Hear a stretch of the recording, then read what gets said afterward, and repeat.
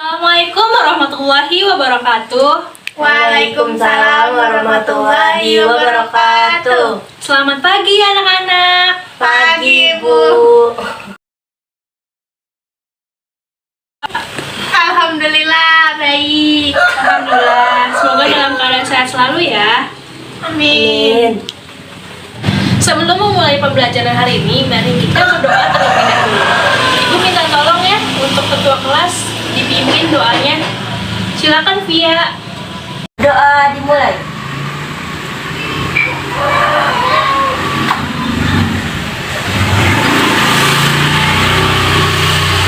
Berdoa selesai. Baik, Ibu absen dulu ya. Alfia, Hadir, Bu. Aulia, Hadirah. Elianti, Hadirah. hadir semua ya. Baik. Nah, pada pertemuan hari ini kita akan membahas tentang masuknya Islam di Indonesia. Sebelum pembelajarannya kita mulai, Ibu akan menyampaikan kompetensi dasar yang akan kita capai pada materi hari ini. Nah, menganalisis jalur dan proses awal masuknya Islam di Indonesia. Yang kedua, mengidentifikasi hikmah keteladanan dari semangat dakwah Islam dengan cara damai. Ibu akan menjelaskan terlebih dahulu materi pembelajaran kita untuk hari ini.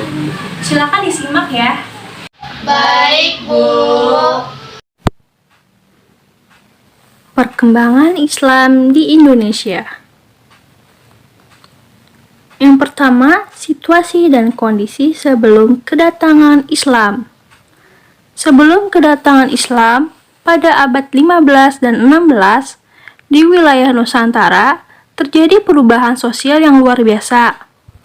Perubahan sosial itu terjadi disebabkan oleh persebaran agama Islam beserta sistem politiknya, yang ditandai dengan adanya perubahan keyakinan keagamaan dari masa kejayaan Hindu-Buddha ke masa perkembangan agama Islam.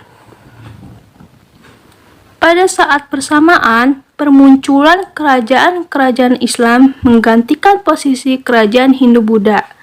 Perubahan-perubahan tersebut dilatar belakangi berbagai faktor. Di antaranya letak geografis, keyakinan masyarakat, perekonomian, pemerintahan, dan kesenian dan sastra.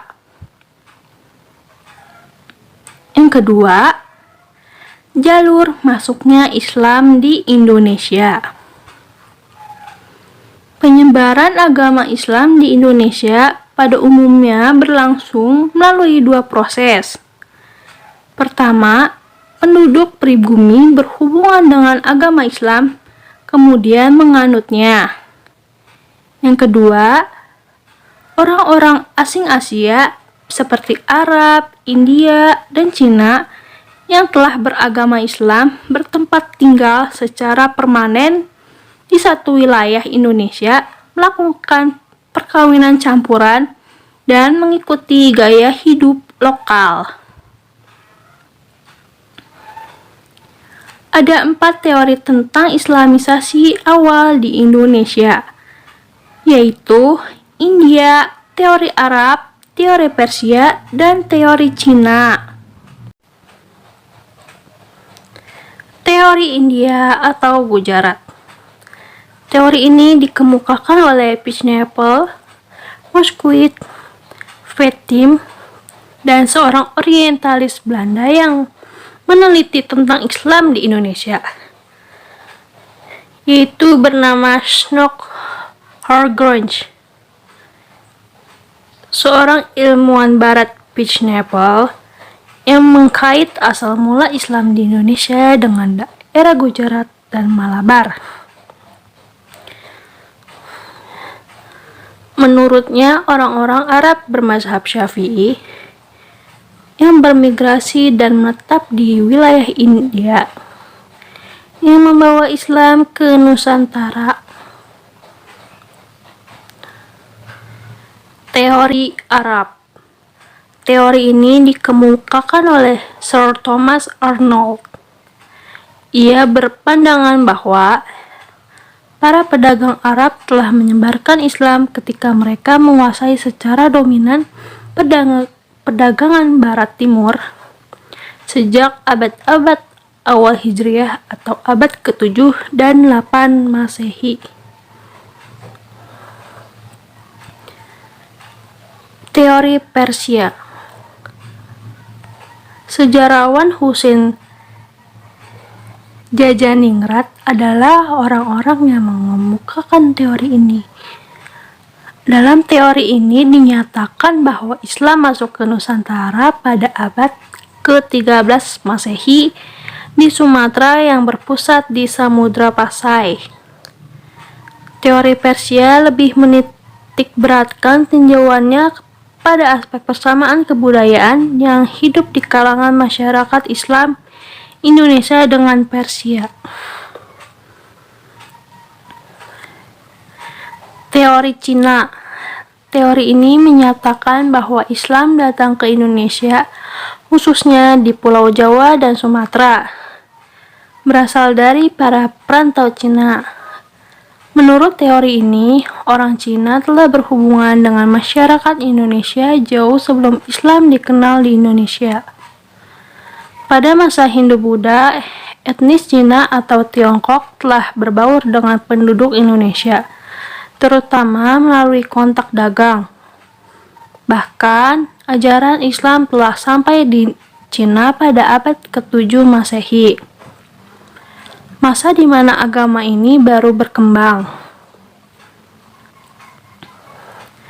Sumanto Al-Qurtubi dalam bukunya Arus Cina Islam Jawa menyatakan, menurut kronik atau sumber luar negeri, pada masa dinasti Tang di daerah Kanton, Zhangzhou, Quanzhou, dan pesisir Cina bagian selatan telah terdapat sejumlah pemukiman Islam. Nah, pada dasarnya semua teori memiliki kelebihan dan kelemahan. Tidak ada kebenaran yang mutlak dari landasan teori-teori tersebut. Namun, hal yang sangat penting bahwa Islam tersebar di negeri Indonesia tidak dengan jalan kekerasan, melainkan dakwah dengan hikmah, nasihat yang baik.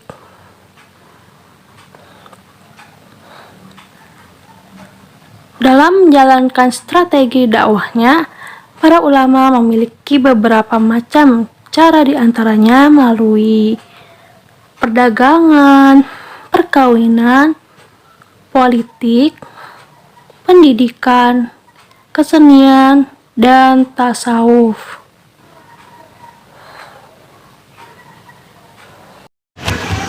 Setelah kalian menyimak, Ibu akan bertanya nih, pada umumnya penyebaran agama Islam di Indonesia ada berapa proses? 2 proses, Bu.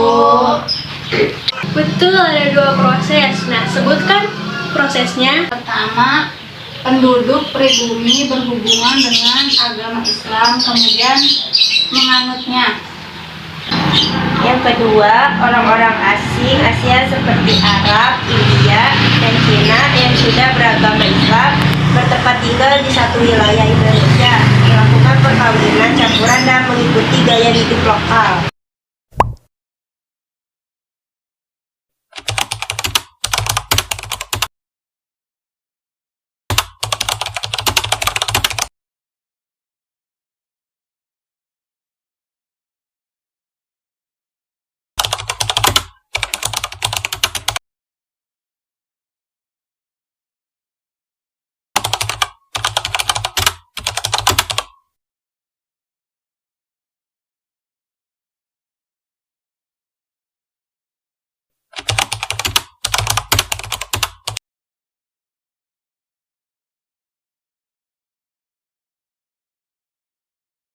Baik, kita akan bermain games pasangan kartu.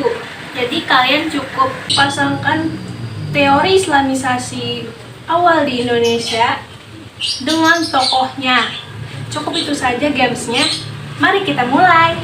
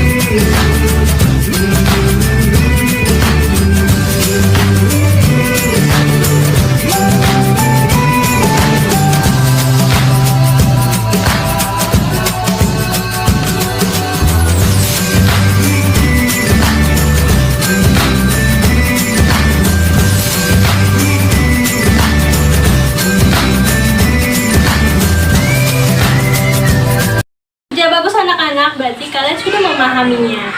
Nah, selanjutnya Ibu akan memberikan tugas untuk masing-masing siswa mengidentifikasikan strategi dakwah penyebaran agama Islam di Indonesia.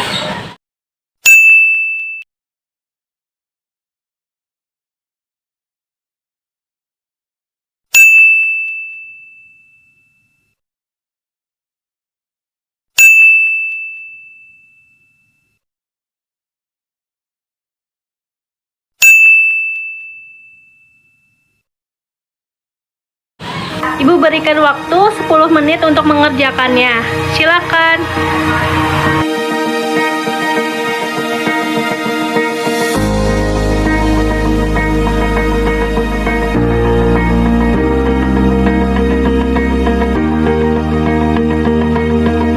Sepuluh menit kemudian. Saya Aulia Zahra akan menjelaskan strategi dakwah penyebaran Islam di Indonesia melalui perdagangan. Para pedagang dari Gujarat, Arab, dan Persia datang ke Indonesia sambil berdagang, berupaya mencari simpati dari masyarakat. Mereka bergaul akrab dengan penduduk yang mendatanginya. Dari upaya itu, transaksi jual beli menjadi sangat menguntungkan. Setelah hubungan sosial ekonomi lancar, mereka sedikit demi sedikit memperkenalkan nilai Islam ke penduduk. Selanjutnya saya akan menjelaskan penyebaran Islam di Indonesia dalam bidang pendidikan. Islam pun mulai disebarkan melalui pendidikan pesantren oleh para mubalik. Para mubalik menyelenggarakan pesantren untuk membentuk kader yang kelak jadi ulama atau guru agama. Dengan demikian semakin banyaklah penganut Islam. Saya Alfia S akan menjelaskan tentang strategi dakwah dalam bidang kesenian. Cabang seni yang berpengaruh terhadap Islam adalah arsitektur, seni pahat, dan lain-lain. Sunan Kalijaga adalah salah satu figur wali yang sangat suka seni. Ia menggunakan seni sebagai sarana dakwah. Terima kasih. Ya bagus anak-anak, terima kasih sudah mempresentasikan tugas yang Ibu berikan. Sekarang Ibu akan menambahkan penjelasan tentang macam-macam strategi dakwahnya para ulama. Nah, apa saja ya di antaranya? Baik, mari kita simak. Yang pertama, melalui perdagangan. Para taraf permulaan, saluran islamisasi adalah perdagangan. Kesibukan lalu lintas perdagangan pada abad ke-7 hingga ke-16 Masehi membuat pedagang-pedagang muslim turut ambil bagian dalam perdagangan dari negeri-negeri barat, tenggara, dan timur benua Asia. Media islamisasi melalui perdagangan dinilai sangat menguntungkan karena para raja dan bangsawan turut serta dalam kegiatan perdagangan secara langsung. Selanjutnya, melalui perkawinan. Dari sudut ekonomi, para pedagang muslim memiliki status sosial yang lebih baik daripada kebanyakan pribumi, sehingga penduduk pribumi, terutama putri-putri bangsawan, tertarik untuk menjadi istri saudagar. Saat menikah dengan saudagar Islam, proses sebelumnya adalah memeluk agama Islam terlebih dahulu. Berawal dari situ, kemudian banyak kampung-kampung, daerah-daerah, dan kerajaan-kerajaan muslim yang dikawini oleh keturunan bangsawan. Selanjutnya, melalui bidang politik. Di Maluku dan Sulawesi Selatan, kebanyakan rakyat masuk Islam setelah rajanya memeluk Islam terlebih dahulu. Pengaruh politik raja sangat membantu tersebarnya Islam di daerah ini. Di samping itu, baik di Sumatera dan Jawa maupun di Indonesia bagian timur, demi kepentingan politik, kerajaan-kerajaan Islam memerangi kerajaan-kerajaan non-Islam. Kemenangan kerajaan Islam secara politis banyak menarik penduduk kerajaan non-Islam itu untuk masuk Islam.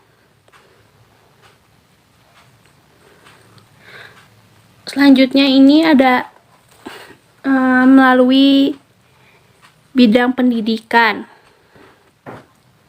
Islamisasi juga dilakukan melalui pendidikan. Proses pendidikan dan pengajaran Islam ini sudah berlangsung sejak Islam masuk ke Nusantara. Ketika pemeluk agama Islam sudah banyak dan telah terbentuk komunitas muslim, maka proses pendidikan dan pengajaran Islam tidak lagi hanya dilaksanakan secara informal, tetapi sudah dilaksanakan secara teratur di tempat-tempat tertentu. Secara umum, model pendidikan pada masa itu ada dua, yaitu pendidikan langgar dan pendidikan pesantren. Selanjutnya, melalui bidang kesenian. Saluran islamisasi melalui kesenian yang paling terkenal adalah pertunjukan wayang. Dikatakan bahwa Sunan Kalijaga adalah tokoh yang paling mahir dalam mementaskan wayang. Sunan Kalijaga tidak pernah meminta upah pertunjukan, tetapi ia meminta para penonton untuk mengikuti, untuk mengucapkan kalimat syahadat. Sebagian besar cerita wayang masih dipetik dari cerita Mahabharata dan Ramayana, tetapi di dalam cerita itu disisipkan ajaran dan nama-nama pahlawan Islam. Kesenian-kesenian lain juga dijadikan alat islamisasi seperti sastra, hikayat, babat, dan sebagainya. Seni bangunan dan seni ukir.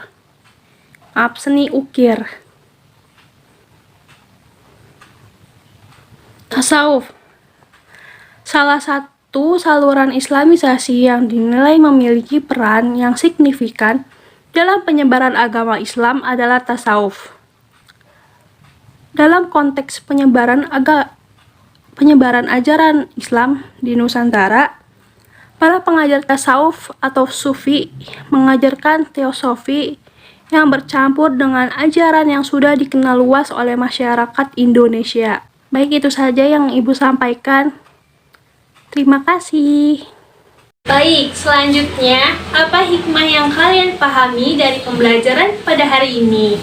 Pembelajaran hari ini, yang pertama, dalam mengajarkan Islam haruslah kita menggunakan cara-cara yang ramah dan bijaksana, bukan justru mengajak pada kebencian. Yang kedua, meneladani kesuksesan para ulama dan menyebarkan Islam di Indonesia. Yang ketiga, mengajarkan kepada diri kita untuk tetap menjaga persatuan dan kesatuan demi keutuhan bangsa dan negara. Baiklah anak-anak, mari kita tutup saja pembelajaran hari ini. Dari Ibu cukup sekian dan terima kasih. Wassalamualaikum warahmatullahi wabarakatuh. Ini ya biar kayak